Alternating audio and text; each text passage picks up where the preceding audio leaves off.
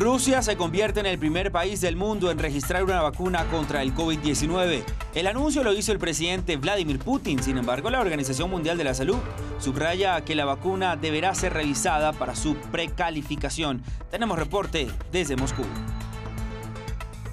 Pese a la renuncia de todo el gobierno libanés tras la crisis desatada por las explosiones que devastaron gran parte de la capital, los ciudadanos siguen protestando para pedir una nueva clase política gobernante y un cambio real. Hoy se cumple una semana de la tragedia. Tenemos reporte desde el puerto de Beirut. En Belarus, la líder opositora Svetlana Tikhanovskaya salió del país para refugiarse en Lituania, argumentando que no tenía elección. Lo hace tras los cuestionados comicios generales del domingo, donde Alexander Lukashenko ganó con el 80% de los votos y comenzará su sexto mandato consecutivo. Muy buen día, bienvenidos a las noticias en France 24. Soy Raúl Blanco, un gusto saludarlos. Comenzamos este informativo con el anuncio del presidente ruso Vladimir Putin, quien afirmó que su país registró la primera vacuna contra el COVID-19. El Ministerio de Salud de Rusia fue el ente regulatorio encargado de dar la aprobación para la primera vacuna desarrollada por el Instituto Gamaleya de Moscú, después de menos de 2 meses de pruebas en humanos. La Organización Mundial de la Salud recibió con cautela la noticia y señaló que acelerar los progresos no deben significar poner en compromiso la seguridad. Y añadió que la vacuna deberá ser revisada para su precalificación. Desde Moscú, nuestro corresponsal Xavier Colás con los detalles. El presidente ruso Vladimir Putin ha dicho que la vacuna podrá empezar a distribuirse a partir del próximo 1 de enero. El presidente ruso se ha mostrado bastante confiado con la calidad de esta vacuna. Dice que está basada en los adenovirus humanos y eso significa que tiene más precisión y esto le hace ser más efectiva. Se administra mediante un sistema de doble inyección, lo cual hace que tenga una duración, la inmunidad, de más tiempo. Según el Ministerio de Sanidad ruso, la inmunidad podría durar incluso hasta 2 años. Todavía quedan pruebas pendientes por hacer aquí en Rusia. El presidente ruso ha adelantado que su hija ha participado en algunas de ellas y esperan que a partir de ahora vaya más gente de manera voluntaria a probar esta vacuna que llega en un momento muy importante para Rusia, justo cuando el país por fin ha empezado a doblegar la curva del coronavirus y ya está por debajo de los 5.000 nuevos casos al día. De Rusia nos vamos hasta Líbano, donde continúa la incertidumbre política y la convulsión social tras las explosiones devastadoras en el puerto de la capital, que llevó ayer a la renuncia de todo el gabinete de gobierno. Pese a esto, los ciudadanos continúan en las calles reclamando la salida de toda la base política del país que consideran elitista, corrupta y negligente. Justamente hoy martes se cumplió una semana de la tragedia que todavía no tiene responsables. Desde el puerto de Beirut, nuestra corresponsal Etel Bonet con los detalles. Estamos en la zona cero de Beirut y justo detrás de mí, en este silo de trigo, ocurrió hace exactamente una semana un incendio, según las autoridades libanesas, que se propagó al almacén número 12, donde habían almacenados 2.750 toneladas de nitrato de amonio, además de sacos de fuegos artificiales, lo que provocó esta tremenda explosión, la mayor catástrofe no nuclear de la historia.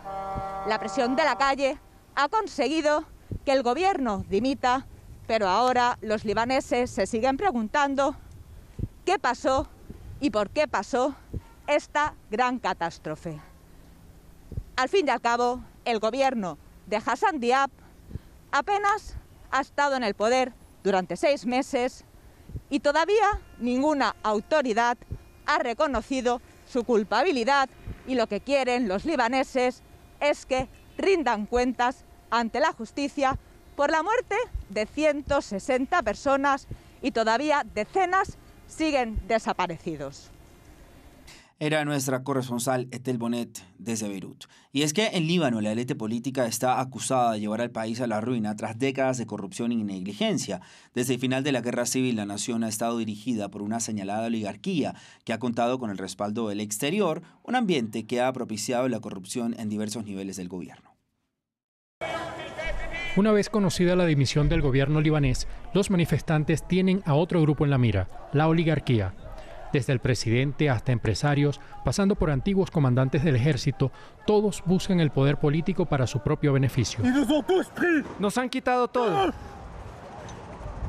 Nabih Berri es uno de ellos, un chiita que ha presidido el Parlamento durante 27 años. Este millonario ha sido señalado de corrupto por la población y de tener control sobre varias instituciones libanesas, como el sistema de seguridad social. Si alguien quiere un trabajo, le preguntan a Nabih Berri. Ya sea médico o analfabeta, Berri les buscará un trabajo administrativo y se lo deben. Todos son corruptos de una u otra forma, todos ellos. Acercarse a su residencia es difícil. Según sus críticos, hay gente protegiéndolo que nunca está lejos, como lo demuestra este video. Pese a las denuncias, no hay una investigación. El fiscal fue designado por alguien cercano a Nabih Berri. Nadie va a investigar al jefe de su grupo religioso, su líder, la persona que les dio su puesto. Así es como funciona el sistema. Y es que cada comunidad religiosa tiene un líder que ha estado relacionado con el poder durante años. Se niegan a removerlos porque temen que su secta pierda terreno. Si todos se van, aceptaremos que Berri se vaya también, pero si ellos están ahí, seguiremos estando. Los oligarcas de Líbano se apoyan los unos a los otros para mantenerse en el poder, en un sistema lleno de telarañas profundas que será difícil de romper.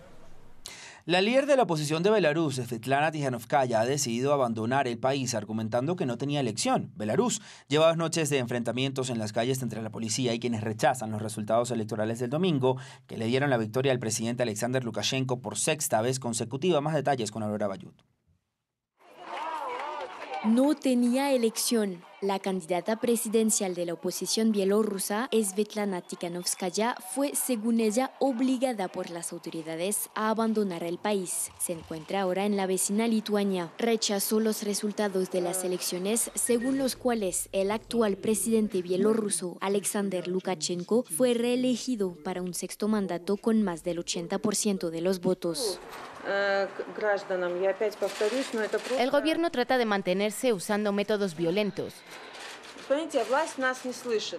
La partida de Tikhanovskaya se produce tras una segunda noche de protestas en Belarus para denunciar los comicios considerados como fraudulentos por los opositores, que este lunes se cobró un muerto. Yo estaba allí en mi colegio electoral y todos estaban a favor de Svetlana Tikhanovskaya, así que no podemos entender cómo de repente puede haber un 80% para Lukashenko. Me avergüenzo de nuestra gendarmería, me avergüenzo de lo que pasó anoche. En el poder desde hace más de un cuarto de siglo, Lukashenko ha comparado a los manifestantes con revolucionarios con oscuros patrocinadores extranjeros. Quieren que negocie con las autoridades sobre la entrega voluntaria del poder.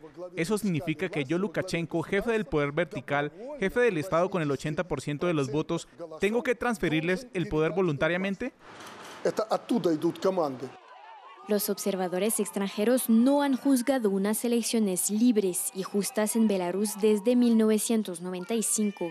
Además, en el periodo previo a la votación, las autoridades encarcelaron a varios rivales de Lukashenko y abrieron investigaciones criminales de otros que expresaron su oposición. China pretende que Taiwán sea el próximo Hong Kong. Esta denuncia la realizó el ministro de Relaciones Exteriores taiwanés Joseph Wu durante el encuentro con el secretario de Salud de Estados Unidos, Alex Azar.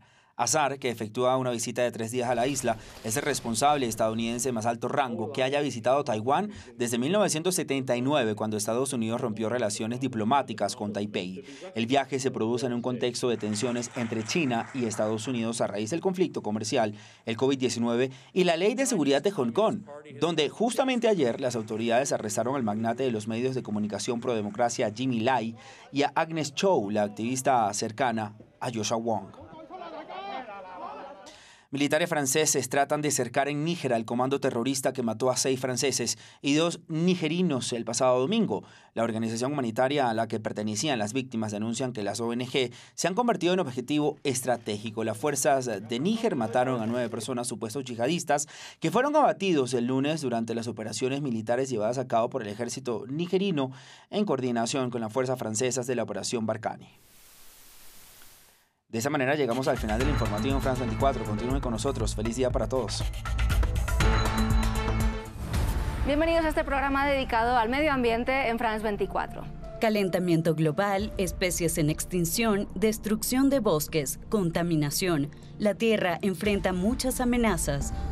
A nivel global, la aviación es responsable del 2% de las emisiones de carbono. Pero también surgen ideas innovadoras y soluciones sostenibles. La iniciativa pretende reintegrar a los animales en la vida urbana. Semanalmente, hablamos de los temas que afectan a nuestro único hogar. Pueden ver el programa de medio ambiente todas las semanas en France 24 y france24.com. Hola, bienvenidos a Migrantes, el programa semanal de France 24 sobre el éxodo.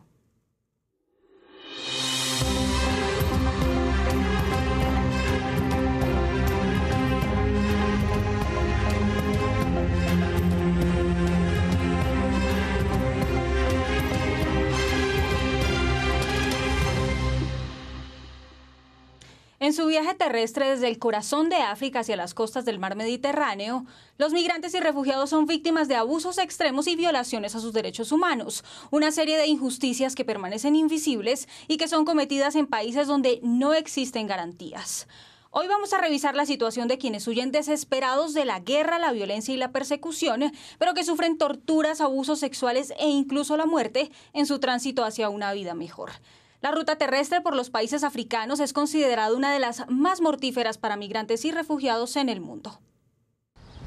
En África, miles son obligados a huir, pero el camino hacia la seguridad es una ruta llena de peligros. En el continente, la travesía terrestre de un migrante está marcada por violencia y muerte, y los perpetradores en algunos casos son quienes deberían garantizar el tránsito. En las rutas de África Occidental que conducen a Libia son principalmente las fuerzas de seguridad, los funcionarios de inmigración y los fronterizos los que están involucrados en actos de violencia sexual y de género, mientras que si observamos los otros tipos de abuso físico a lo largo de la ruta, la mayoría de los perpetradores son contrabandistas, traficantes o bandas criminales asociadas con ellos. En un informe publicado por la ACNUR y el Centro de Migración Mixta del Consejo Danés de Refugiados, quedan en evidencia los abusos que sufren los migrantes y refugiados en su viaje entre África del Este y Oeste y la costa mediterránea africana. Al menos 1.750 personas murieron entre 2018 y 2019, un dato que consideran está muy por debajo del número real de muertes. Se trata de una estimación baja en nuestra opinión, en el sentido en que el número de muertes en tierra es más o menos el mismo que el número de muertes en el mar para 2018 y 2019.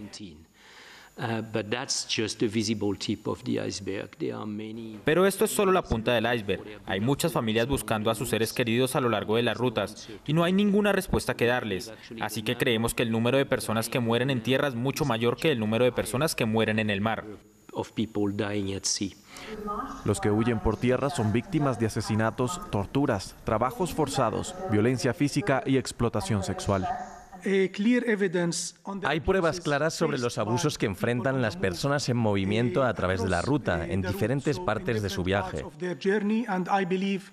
Y creo que la mayoría de veces tendíamos a centrarnos en algunos países y a olvidarnos de otros, pero nos dimos cuenta de que el abuso está a lo largo de la ruta, e incluso a veces comienza dentro del país de origen y sigue a las personas mientras se desplazan.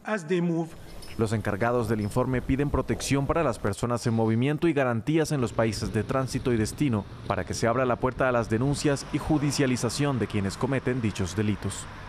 En ese camino hacia Europa, Libia es destino inicial para miles de migrantes en las costas del Mediterráneo, pero este no es un país seguro para ellos. Antes de poder abordar un bote camino al viejo continente, muchos son engañados y sufren diferentes abusos. Esta es la historia de una joven refugiada que lo vivió en carne propia.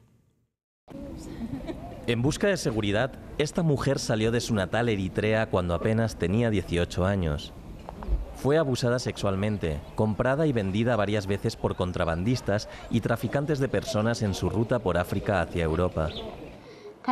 Primero nos llevaron a la fuerza de camino hacia el mercado. Nos dijeron que íbamos a Libia, nos amenazaron con cuchillos y armas y nos violaron.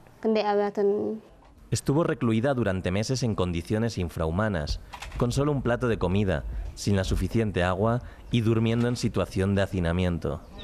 Finalmente, el pasado mes de julio, los traficantes la llevaron junto a otros 350 migrantes a la costa mediterránea para intentar cruzar hacia Europa, un intento que terminó en uno de los peores naufragios de los últimos años.